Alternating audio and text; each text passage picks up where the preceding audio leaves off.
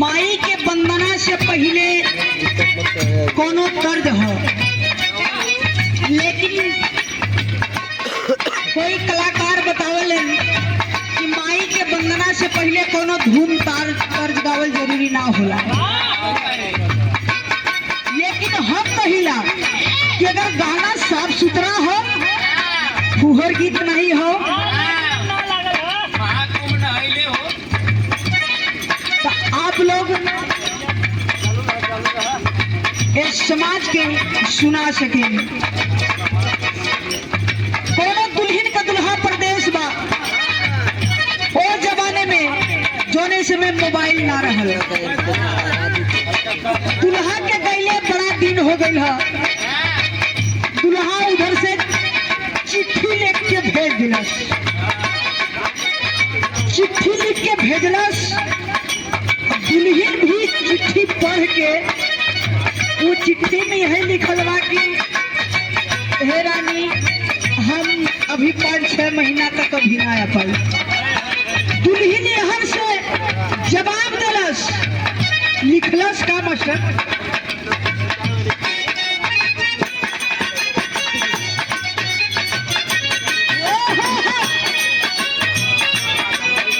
आज के बादशाह दुल्हे राजा के साढ़ू उनके तरफ से दूसरा बार पुरस्कार उनके चरण में कोट कोट साधु मन सब भैया बाबू लोगों को बहुत बहुत कलेगी प्रणाम, माता बहनी लोगों को बहुत बहुत भेंट करवा रहा हूँ।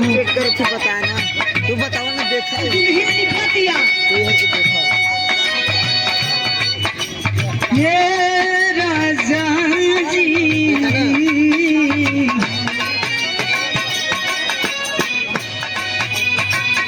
ठीक बात काहे के भेजा तारे,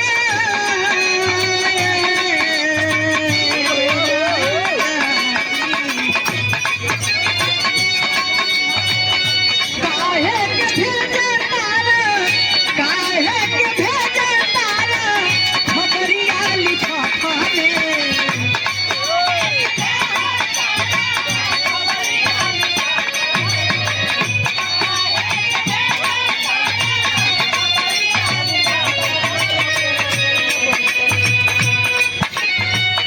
काहे के भेजा तारे, काहे के भेजा तारे, खबरिया लिखा थाने। दुल्हन लिख दिया, भेज देते ये राजा, भेज देते ये हो राजा, जहरिया लिफाफा, भेज देते ये राजा, जहरिया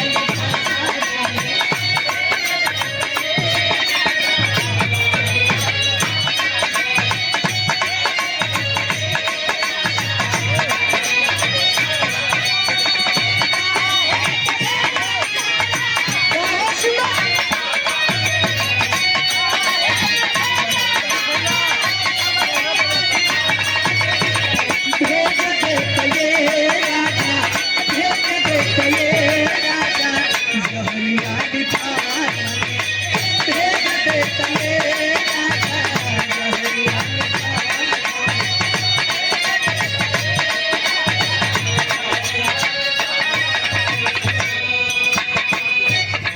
ये देखें आज के बाद सा दुल्हे राजा नाम,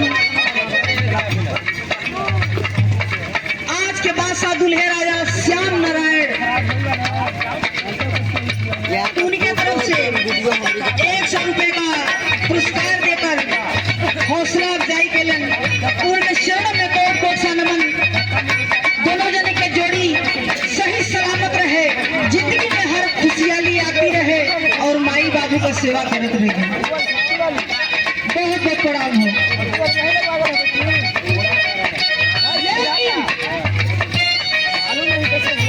ई बिटिया वो माई से कहतिया कि माई हो, हर दर्द हर दुख सह के इतना बड़े अपने गोदी में अपने आंचल का प्यार दुलार देलू ये माई। जैसे सब मंच पे गवावेलू माई, वैसे आज भी इस समाज के बीच में लाज रखे के पड़ी माई। हमार लाज ना जा माई, लेकिन तोहार बेइज्जती हुई। बिटिया कहतिया कि माई हो का कहलस?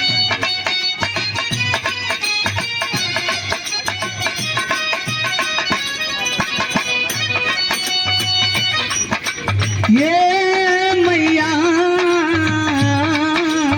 हो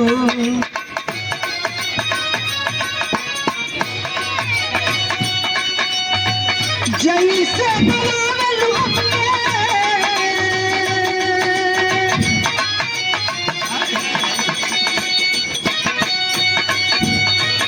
जैसे गवावेलू अपने, जैसे गवावेलू अपने सवारे हो के मटिया पे।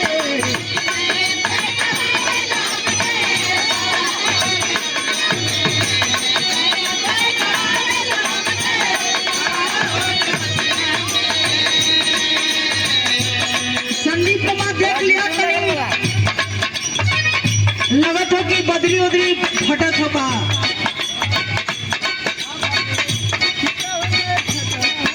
आवाज बहुत तगड़ा करत हो।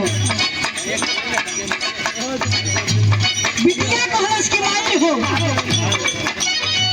जैसे गवावेलू अपने, जैसे गवावेलू अपने सवारे हो के मटिया पे।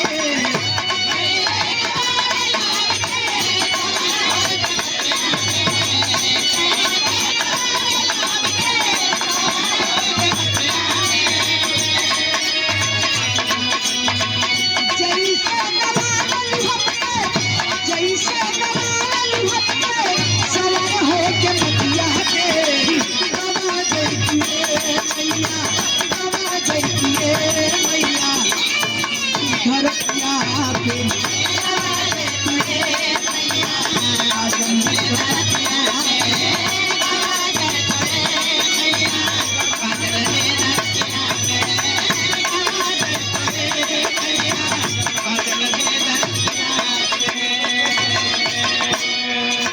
लेकिन बिटिया कहतो कि माई हो तोहरे अचरा का प्यार दुलार आशीर्वाद हो माई। लेकिन बिटिया अंतरा के लाइन में कहतिया कैसे?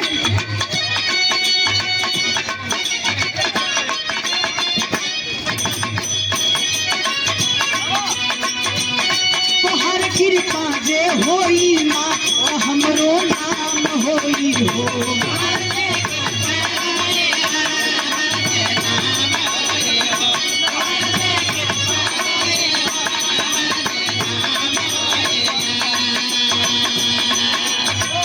नहीं जे आशीष देबू तो, नहीं जे आशीष देबू तो हर बदनाम होई हो।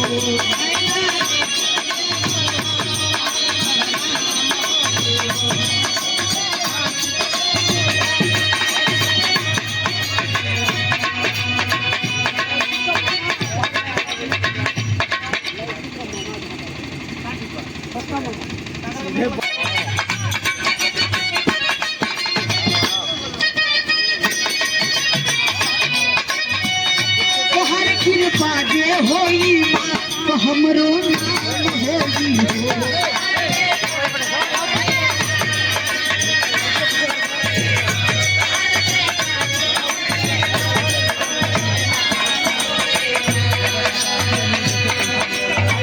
नहीं जे आशीष देबू, नहीं जे आशीष देबू तो हर बदनाम होई हो।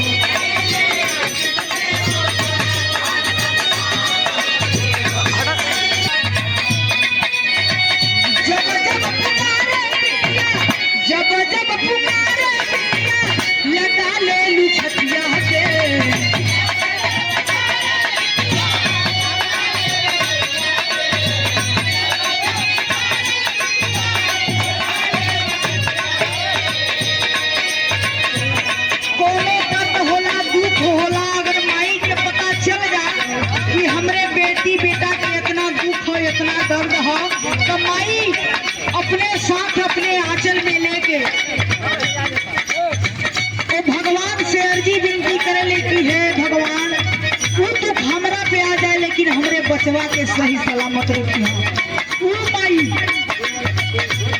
बिटिया पुकारत या कैसे जब जब पुकारे बिटिया जब जब पुकारे बिटिया लगा ले लुछतिया पे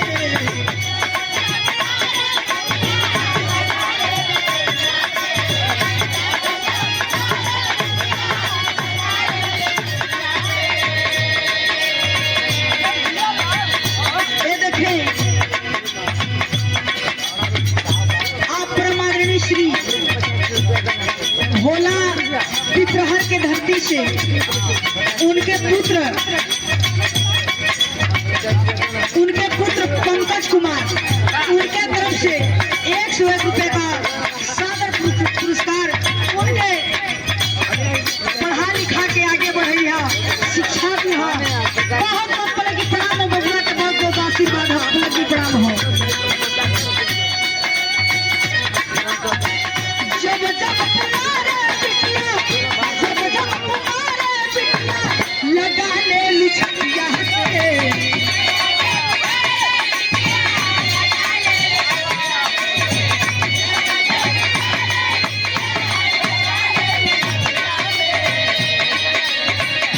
जब जब पुकारे बिटिया जब जब पुकारे लगा ले लुछतिया पे गवा जैतुए मैया गवा जैतुए हो मैया जाटंडी धरतिया पे गवा जैतुए मैया जाटंडी धरतिया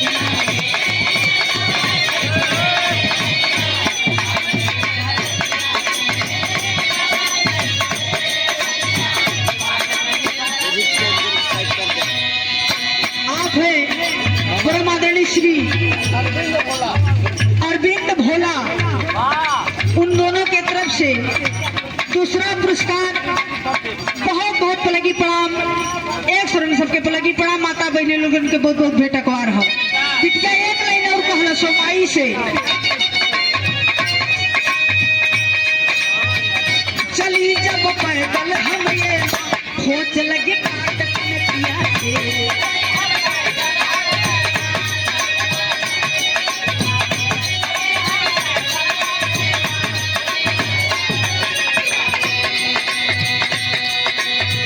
दर्द होल तोहके भारी हो दर्द होल तोहके भारी हो मोर बहे झर झर अखिया से